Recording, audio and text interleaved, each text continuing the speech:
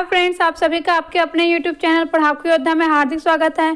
तो जैसा कि आप सभी को पता ही है कि मैं आप सभी को सीजी व्यापम के प्रीवियस ईयर के क्वेश्चंस करवा रही हूँ। तो इस वीडियो में आप सभी को इंग्लिश ग्रामर के क्वेश्चंस मैं करवा रही हूँ और आप सभी के पास अब बहुत ही कम टाइम है मंडी इच्छा के एग्जाम के लिए। तो ये सैंपल के तौर पर आप सभी को मैं ये प्रोवाइड करवा रही हूँ। तो देखिए, सबसे पहला क्वेश्चन है, which of the following words most nearly means deplete. तो देखिए, ये जो डिप्लीट है इसका सेम मीनिंग वाला वर्ड हमें ऑप्शन से चूज करना है। तो पहले डिप्लीट का मीनिंग मैं आप सभी को बता देती हूँ। इसका मीनिंग होता है व्यय करना, ठीक है, चूज लेना। सेंटेंस के हिसाब से इसका मीनिंग जो है वो यूज होता है। तो देखिए, अगर कोई चीज़ व्यय होगा तो कम हो जाएगा, तो कहीं कहीं पर इसका जो यूज है वो होता है कम होने के तौर पर, ठीक है। तो हम कम होना भी इसका मीनिंग ले सकते हैं। तो इसका जो सेम मीनिंग वाला वर्ड है इनमें से कौन सा है? एग्जॉस्ट, ठीक है। तो इस प्रकार इस क्वेश्चन का आंसर होगा ऑप्शन सी। तो देखिए, ये जो सेम मीनिंग वाले वर्ड्स होते हैं ये साइनोनिम के अंतर्गत हम पढ़ते हैं, तो इसको हमें याद करना पड़ता है। और कई बार हम कई जगह जो वर्ड्स यूज करते रहते हैं वो भी क्वेश्चन में पूछ दिया जाता है, तो वहाँ पर हम इसे अच्छे से सॉल्व कर सकते हैं। अब आगे देखते हैं अगला क्वेश्चन है, identify the most appropriate choice that transforms the given sentence into indirect speech. तो ये नरेशन का क्वेश्चन है जिसमें डायरेक्ट स्पीच दिया हुआ है, इसे हमें इनडायरेक्ट स्पीच में कन्वर्ट करना है। तो देखिए, क्वेश्चन क्या दिया हुआ है, he said I shall go as soon as it is possible. तो इसको जब हम इनडायरेक्ट में कन्वर्ट करेंगे तो हमेशा ध्यान रहे कि अगर ये वाला जो रिपोर्टिंग वर्ब है वो पास्ट टेंस में है तो जो भी यहाँ पर सेंटेंस दिया हुआ है वो करस्पॉन्डिंग पास्ट टेंस में कन्वर्ट हो जाएगा। अगर प्रेजेंट टेंस या फिर फ्यूचर टेंस में है तो आप सभी देख रहे हैं ये जो यहाँ पर शैल लिखा हुआ है ना, तो ये फ्यूचर टेंस में है तो ये करस्पॉन्डिंग पास्ट टेंस में कन्वर्ट हो जाएगा और जो आई है वो ही में कन्वर्ट हो जाएगा। ये कैसे कन्वर्ट होता है, इसका रूल्स होता है, ठीक है। तो देखिए, इसको आप सभी कैसे इजीली सॉल्व कर सकते हैं ये मैं आप सभी को अच्छे से बता देती हूँ, जैसा कि पिछले वीडियोस में बताई हूँ। तो यहाँ पर अगर हम देखें तो जो ही है, जब आई जो है ही में कन्वर्ट हो जाएगा, जब इनडायरेक्ट स्पीच में कन्वर्ट करेंगे तो ही के साथ हमेशा विल लगता है, ठीक है। और जो विल है वो पास्ट टेंस में जब हम कन्वर्ट करते हैं तो वुड में कन्वर्ट हो जाता है। तो ऑप्शन ए और ऑप्शन डी, कौन सा वाला? ऑप्शन ए और ऑप्शन डी ऐसे ही कर दिया क्योंकि यहाँ पर शुड लिखा हुआ है, ठीक है, ये वुड में कन्वर्ट हो जाएगा। अब बचा बी और सी। तो देखिए, यहाँ पर है इट इज़ पॉसिबल है, ठीक है। सेंटेंस में क्या है? It is possible. तो जब ये कन्वर्ट होगा तो क्या हो जाएगा? It was possible. तो अगर हम बी और सी में देखते हो तो देखिए यहाँ पर इट नहीं दिया हुआ है तो ये गलत हो गया। तो ऑप्शन बी जो है वो सही आंसर है, ठीक है। तो कुछ जनरल रूल से भी आप सभी इजीली सॉल्व कर सकते हैं जो नरेशन के क्वेश्चन है उसको। और वाइस के लिए भी मैं ऐसे ही बहुत ही अच्छे ट्रिक्स बताई हूँ, ठीक है। ट्रिक कहने का मतलब है ये रूल्स ही है, मैं कोई ट्रिक नहीं बता रही हूँ, लेकिन आप सभी कैसे दिमाग लगा करके अगर भूल गए हैं थोड़ा सा फॉर्मूला वगैरह तो वहाँ पर कैसे सॉल्व कर सकते हैं ये मैं आप सभी को बता रही हूँ। और साथ ही आप सभी जो भी बच्चे नए देख रहे होंगे इस वीडियो को, मैं उनको बोलूँगी कि मैं पिछला वीडियोस भी जो सॉल्व करवाई हूँ इंग्लिश ग्रामर का, आप सभी ज़रूर देखिएगा। जो भी हिंदी मीडियम वाले बच्चे हैं उनको बहुत ही हेल्प मिलेगा कि वो कैसे क्वेश्चंस को सॉल्व कर पाएंगे। अब आगे देखेंगे अगला क्वेश्चन। देखिए, अगला क्वेश्चन है, choose the appropriate conjunction from the given alternatives to complete the following sentence. तो यहाँ पर सेंटेंस दिया हुआ है, यहाँ पर हमें जो कंजक्शन है उसका यूज़ करना है, जो सही कंजक्शन इसमें आएगा। तो दिया हुआ है blank space, he is honest, he is not efficient. तो इसका एकदम सिंपल है फ्रेंड्स। देखिए, यहाँ पर क्या बोला जा रहा है कि वो ऑनेस्ट तो है लेकिन वो एफिशिएंट नहीं है, ठीक है। तो देखिए, ऐसा जब भी सेंटेंस वगैरह होता है तो हम क्या बोलते हैं? अगर हम हिंदी में बोलेंगे तो हालांकि वो ईमानदार है लेकिन वो एफिशिएंट नहीं है। कहने का मतलब है इसका दक्ष होना, काम में निपुण होना, इस प्रकार से इसका अर्थ होगा, ठीक है। तो देखिए, जो हालांकि है उसके लिए हम इंग्लिश में क्या यूज़ करते हैं? दो, ठीक है। तो यहाँ पर इसका आंसर क्या होगा? दो he is honest, he is not efficient. तो इस प्रकार ऑप्शन सी जो है वो सही आंसर है। देखिए फ्रेंड्स, अगर आप सभी को मैं कोई भी क्वेश्चन सॉल्व करवाती हूँ, कोई भी क्वेश्चन पेपर हो, तो उसमें जो भी इंपॉर्टेंट बातें होती हैं ना, जो मुझे लगता है कि आप सभी को पता होना चाहिए, कुछ एक्स्ट्रा नॉलेज देना है, तो मैं ज़रूर बताती हूँ। कुछ बच्चे ऐसे महान हैं, ठीक है, जो कमेंट करते हैं कि मैडम आप सिर्फ क्वेश्चन का आंसर बता दिया करो और उसके आगे मत बताया करो, ठीक है। तो देखिए, आप सभी वीडियो क्यों देखते हैं, है ना? एज ए स्टूडेंट जब मैं भी वीडियोस देखती हूँ, है ना, कुछ भी अगर मुझे कुछ न्यू देखना तो मैं इसलिए देखती हूँ कि मुझे कुछ नया पता चले, क्योंकि बुक में हर चीज़ नहीं दिया रहता है हर बुक में।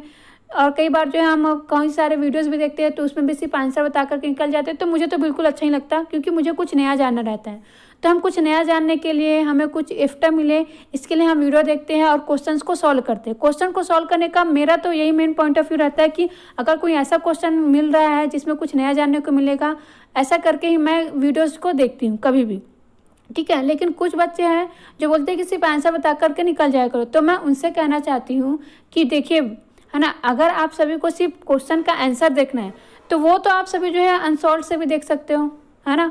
मार्केट में कितने सारे अनसॉल्व अवेलेबल हैं, आप सभी अनसॉल्व खरीदिए, टिक लगाइए, आगे निकलिए, ठीक है।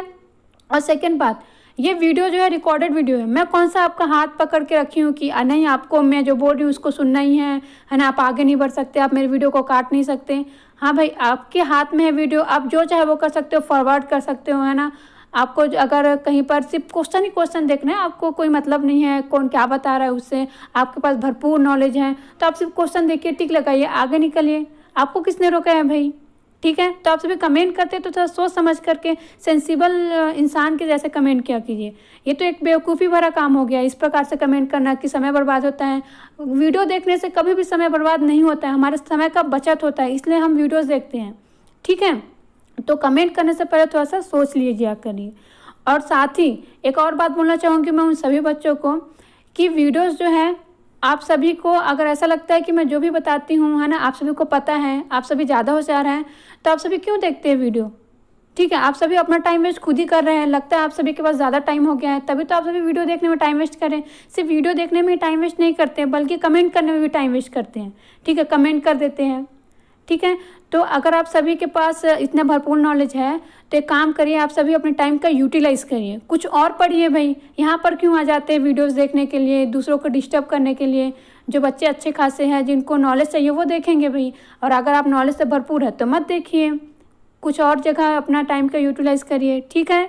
तो आप सभी कुछ भी कमेंट करते हैं तो थोड़ा सेंसिबल व्यक्ति के जैसे काम किया कीजिए, मतलब कमेंट किया कीजिए। चलिए अब आगे बढ़ते हैं, आगे चलते हैं, अगला क्वेश्चन देखते हैं। अगला क्वेश्चन है, choose the word which is most nearly opposite to the word in Capitals.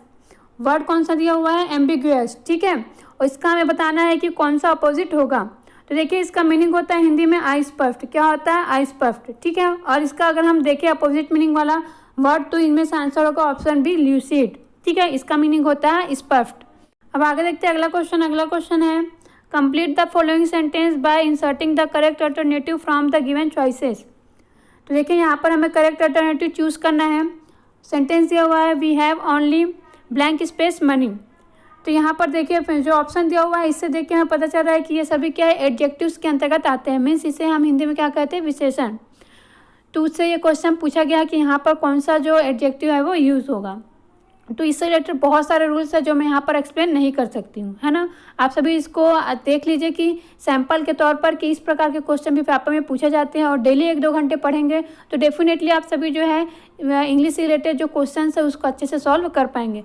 तो यहाँ पर अगर मैं बताऊँ इस क्वेश्चन का आंसर, तो इस क्वेश्चन का आंसर है ऑप्शन डी, ए लिटिल, ठीक है।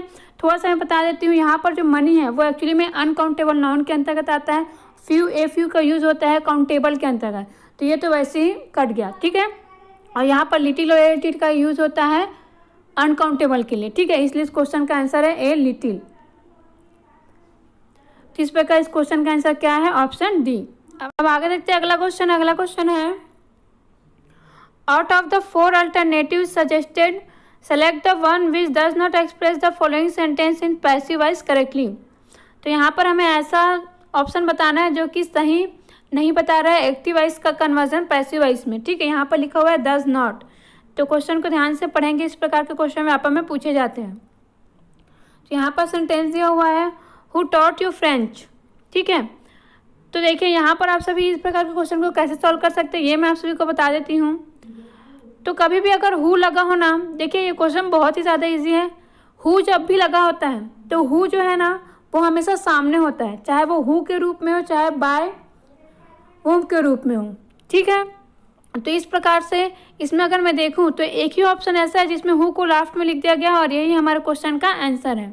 अगर आप सभी हु से रिलेटेड पढ़ेंगे, है ना, जो भी इसका रूल्स है, तो उसमें आप सभी को अच्छे से पता चल जाएगा कि इस क्वेश्चन का आंसर क्या है और कैसे आप सभी निकाल सकते हैं करके। तो इसमें मैं आप सभी को ये जो हिंट दी हूँ इसको हमेशा याद रखेंगे कि जो हु है वो हमेशा सामने रहता है, कभी भी पीछे उसका यूज़ नहीं किया जाता है, कभी भी अगर हम एक्टिव वॉइस से पैसिव वॉइस में कन्वर्ट करते हैं। तो इस प्रकार इस क्वेश्चन का आंसर है ऑप्शन डी। तो अगला क्वेश्चन है, out of the 4 alternatives given choose the one that can be substituted for the following expression. Means ये वन वर्ड जो सब्सटीट्यूशन होता है उसका क्वेश्चन है। तो क्वेश्चन पूछा गया one who walks on foot, है ना। तो इसके लिए जो वन वर्ड सब्सटीट्यूशन है, कहने का मतलब वन वर्ड में इसको हम क्या कहेंगे ये आप सभी को बताना है। तो देखिए one who walks on foot, इसके लिए सही आंसर है पेडेस्ट्रियन, ठीक है। तो इस प्रकार इस क्वेश्चन का आंसर होगा ऑप्शन बी। कौन सा वाला? Option B. अब आगे देखते हैं अगला क्वेश्चन। अगला क्वेश्चन है, indicate the part in the following sentence that has spelling error, if there is no error choose D. तो देखिए फ्रेंड्स, इस प्रकार के क्वेश्चन भी व्यापक में पूछे जाते हैं, इसलिए मैं ये क्वेश्चन पेपर चूज कर रही हूँ ताकि आप सभी को ये पता चले कि आप सभी को किस प्रकार से जो इंग्लिश ग्रामर उसकी तैयारी करनी है। तो ये जो करेक्ट करने वाला है फ्रेंड्स, है ना, इसके लिए आप सभी को जो टेंस है वो बहुत ही अच्छे से पता होना चाहिए। जो भी नाउन वगैरह उनका यूज़ कहाँ पर होता है, किसको कहाँ पर कैसे करते हैं, तो ये सारे फ्रेंड्स जब आप सभी टेंस से ले करके, है ना, स्टार्टिंग से नाउन, प्रोनाउन, एडजेक्टिव्स, एडवर्ब वगैरह जब पूरा उनका रूल्स वगैरह पढ़ेंगे तो आप सभी से क्वेश्चन जो है वो सॉल्व हो पाएगा, है ना। तो यहाँ पर मैं आप सभी को इसको सैंपल के तौर पर शो करूँ ताकि अगर आप सभी ग्रामर पढ़ रहे होंगे तो थोड़ा सा ध्यान देकर पढ़ेंगे, जिससे आप सभी क्वेश्चन को सॉल्व कर सकें। तो इसका मैं आंसर आप सभी को डायरेक्टली बताऊंगी क्योंकि इसके बहुत सारे रूल्स होते हैं, तो जो कि यहाँ पर बता पाना पॉसिबल नहीं है।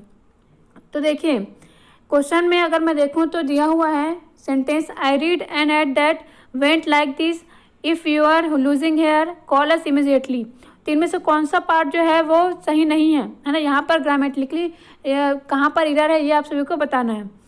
तो ऑप्शन ए है पार्ट ए, ऑप्शन बी है पार्ट बी, सी है पार्ट सी और डी है पार्ट डी, ठीक है। तो इस क्वेश्चन का जो पार्ट बी है इसमें जो है क्या है, एरर है, और इसका आंसर होगा ऑप्शन बी, ठीक है। तो इस प्रकार से फ्रेंड्स आप सभी को जो रूल्स हैं जब आप पढ़ते जाएंगे तो इस प्रकार के क्वेश्चन आप सभी सॉल्व कर पाएंगे। अब आगे मैं आप सभी को इसमें जो क्वेश्चन पूछे गए हैं ये भी दिखा रही हूँ। देखिए ये जो दोनों क्वेश्चन है वो भी करेक्ट करने वाले सेंटेंस है ना, मीन्स करेक्ट सेंटेंस से क्वेश्चन पूछा गया है। तो इसके लिए आप सभी को रूल्स को अच्छे से पढ़ना होगा, क्योंकि जो एरर्स है वो कई प्रकार के होते हैं, ठीक है। जैसे कि एडजेक्टिव से रिलेटेड एरर हो सकता है, एडवर्ब से रिलेटेड हो सकता है, ठीक है। कई बार नाउन से रिलेटेड एरर्स होते हैं, कई बार प्रोनाउन से रिलेटेड एरर्स होते हैं, प्रीपोजिशन से रिलेटेड एरर होते हैं। तो इसके लिए आप सभी जब पूरा चीज़ पढ़ लेंगे, है ना, उन सभी का रूल्स वगैरह की कहाँ पर यूज़ होता है, कैसे होता है, तो आप सभी जो है वो सॉल्व कर पाएंगे। देखिए ऑप्शन ये वाला क्वेश्चन हम देखते हैं, choose the correct sentence, father comes home at 5 o'clock, ये ऑप्शन ए है, ठीक है। यहाँ पर ऑप्शन कर गया है father comes home at 5 o'clock, B है father comes to home at 5 o'clock, C है father comes at home at 5 o'clock, D है father comes in home at 5 o'clock। तो देखिए यहाँ पर अगर मैं इसका अर्थ बताऊँ तो देखिए जो हिंदी मीडियम वाले बच्चे पहले हिंदी में ही सोचते हैं ना, तो अगर आप हिंदी में देखेंगे ना तो एकदम ये सिंपल सेंटेंस के अंतर्गत है, ठीक है। तो सिंपली क्या है, मतलब बोल क्या रहा है इस सेंटेंस में कि जो भी है ना वो बता रहे हैं कि मेरे जो पिताजी हैं ना, यहाँ पर मेरे करके नहीं लिखा हुआ है, वो बता रहे हैं कि जो पिताजी हैं वो 5 बजे आते हैं घर, ठीक है।